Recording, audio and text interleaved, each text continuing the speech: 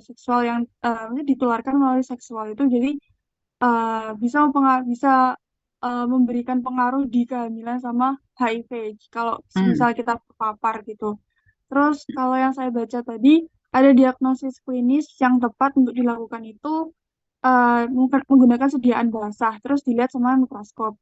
Tapi itu kurang efektif, jadi ada yang lebih modern lagi metodenya, itu ada point of care atau POC, menggunakan uji enzim imunoasai gitu, imunokromatografi, OSOM.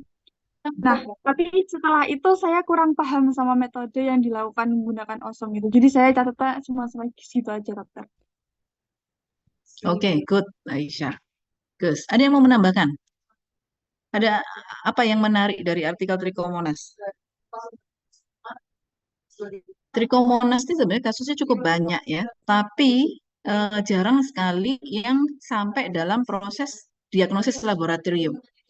Jadi penderita datang dengan fluor albus yang khas pada penderita trichomoniasis, langsung diobati, diberi antibiotik, selesai. Karena memang Trichomonas vaginalis ini masih sangat sensitif terhadap terapi antibiotik. Jadi tidak sampai dilakukan pemeriksaan diagnosis laboratorium. Itu kelemahannya. Ya, padahal sebenarnya kasusnya cukup banyak. Trichomonas ini ya. Betul tadi yang dikatakan Aisyah, biasanya yang paling sering di rumah sakit itu dalam laboratorium diagnosis menggunakan sediaan basah, wet mount. Jadi kita ambil sekret vaginanya, seperti kalau proses pap smear gitu ya. Jadi kita ambil swab sekret vagina, kemudian kita ulas di atas objek gelas, kita biarkan dulu. Ada beberapa yang menambahkan serum supaya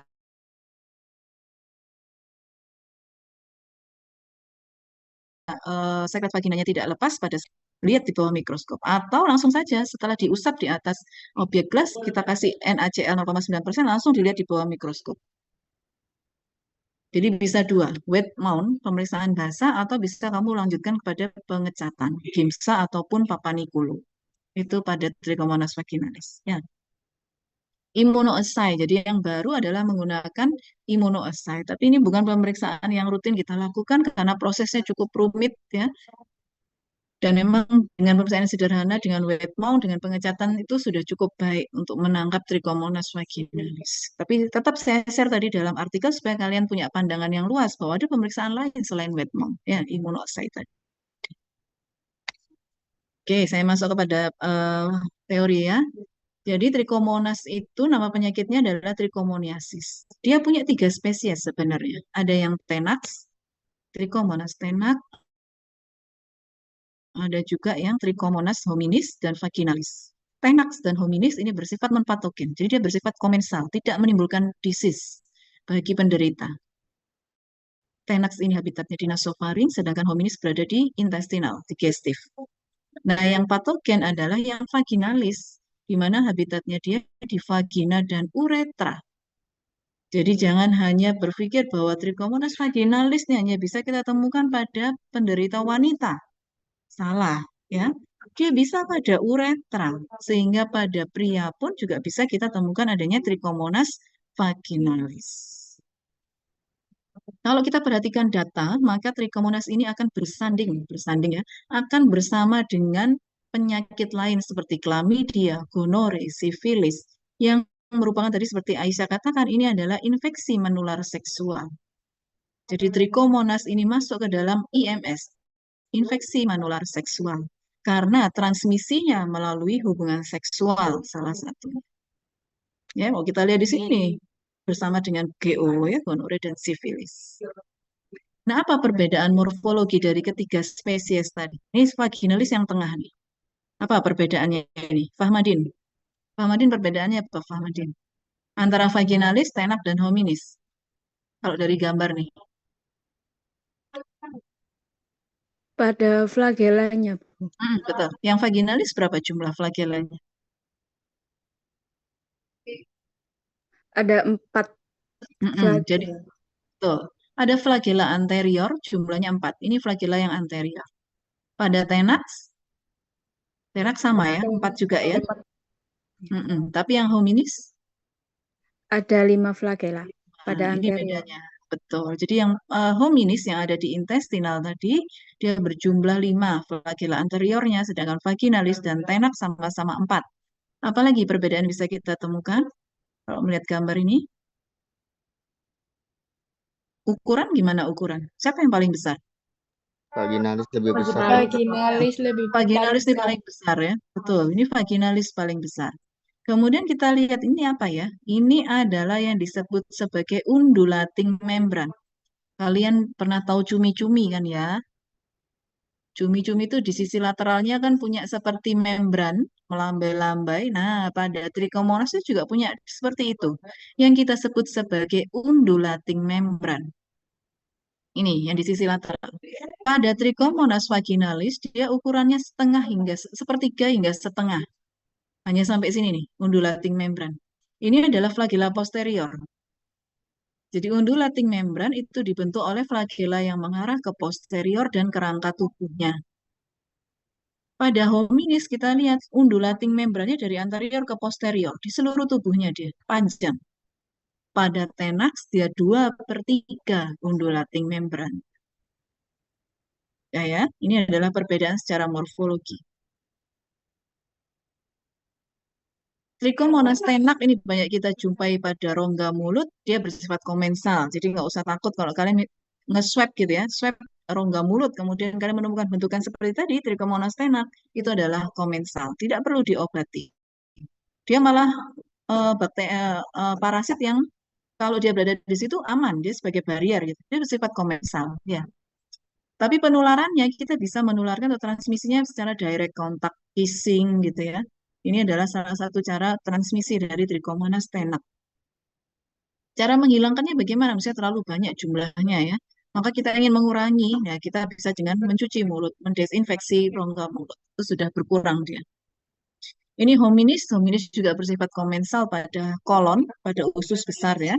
Dan kalau dia jumlahnya sangat banyak, dia bisa menimbulkan diare ringan yang sembuh-sembuh sendiri. Jadi kalau kita diare, itu kemudian 1-2 hari sembuh sendiri, nah mungkin disebabkan oleh Trichomonas hominis juga bisa, ya.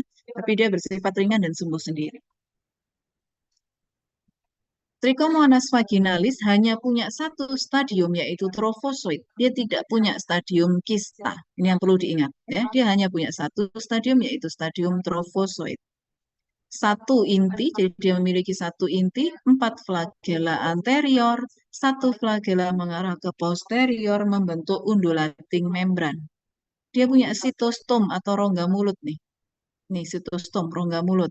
Kemudian ini adalah kerangka tubuhnya, dan dia keluar.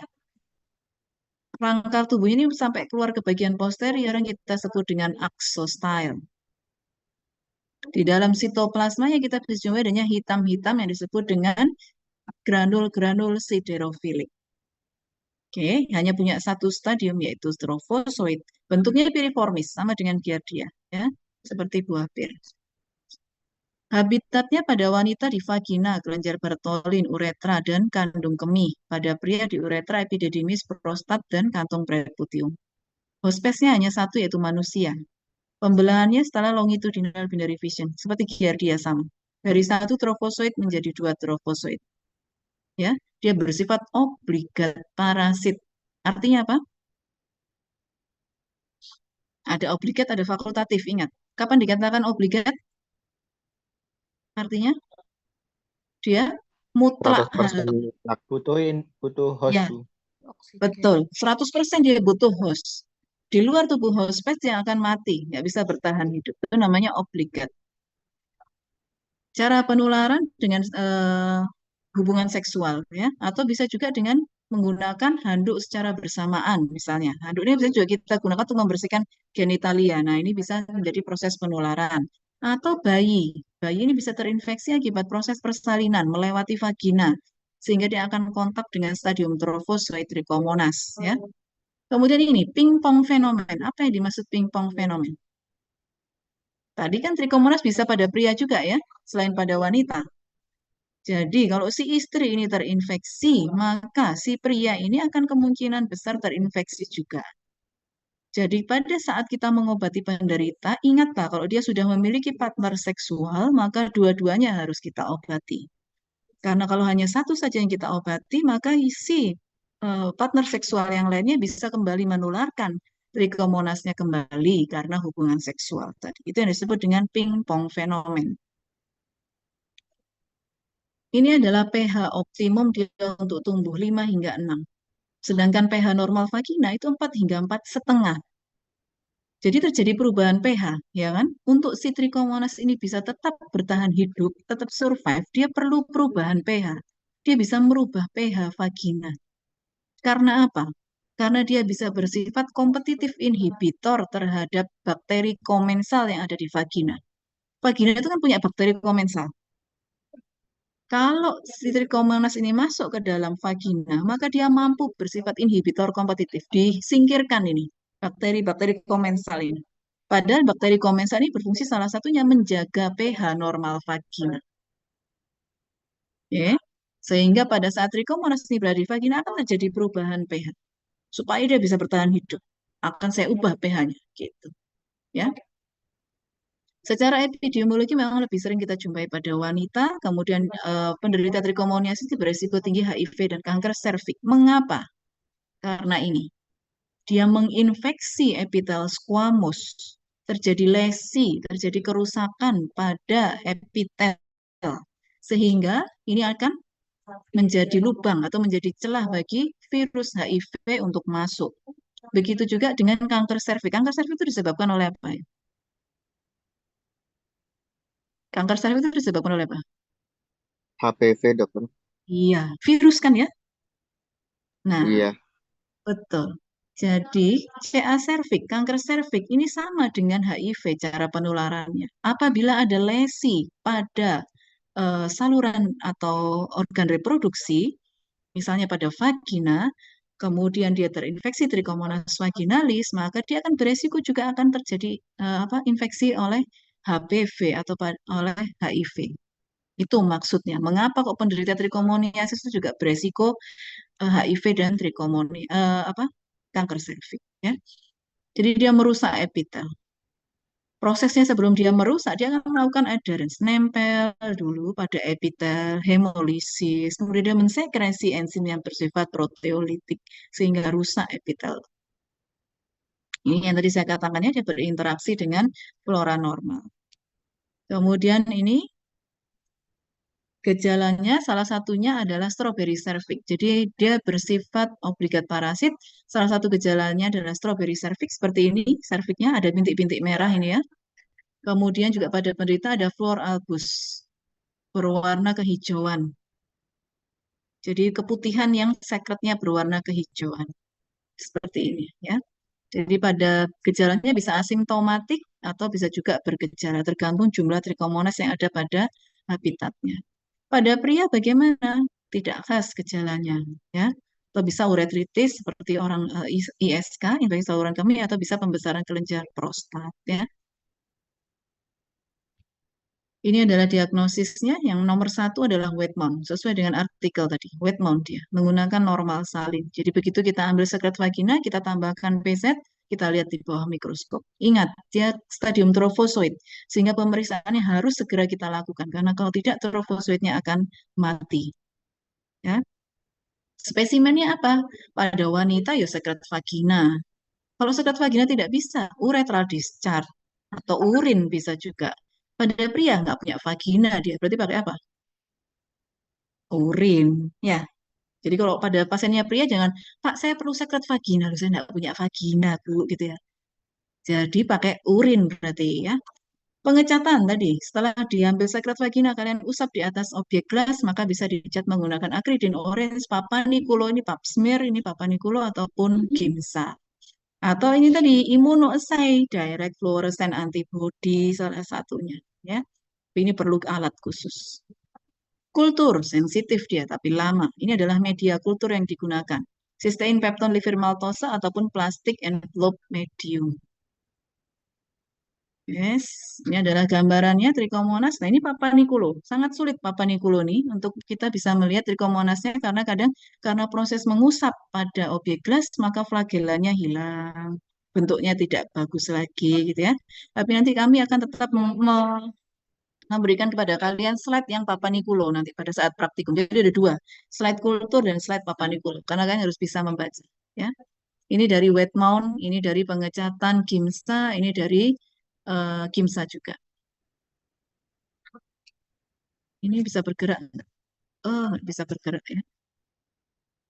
Yes, ini terapinya sama dengan Giardia, pakai metronidazole. Jangan lupa tadi pingpong fenomen, sehingga pasangan harus diobati juga. Pencegahan gampang, nggak usah dihafalkan. Ingat tadi dia penularannya secara seksual, sehingga kita harus hati-hati. Pingpong fenomen, maka kalau partner seksualnya sakit, maka yang satu harus diobati juga.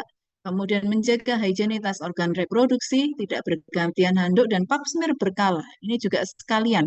Selain kita melihat perubahan sel pada, ini kan untuk screening CA cervix ya, pap smear, maka kita juga plus bisa juga melihat apakah ada infeksi Trichomonas atau tidak. Jadi pap smear berkala sangat bermanfaat.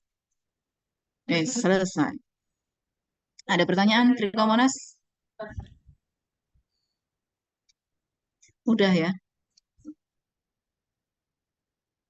Karena baterai saya sudah low, nanti kalau ada pertanyaan boleh via WA ya. Saya tutup ya.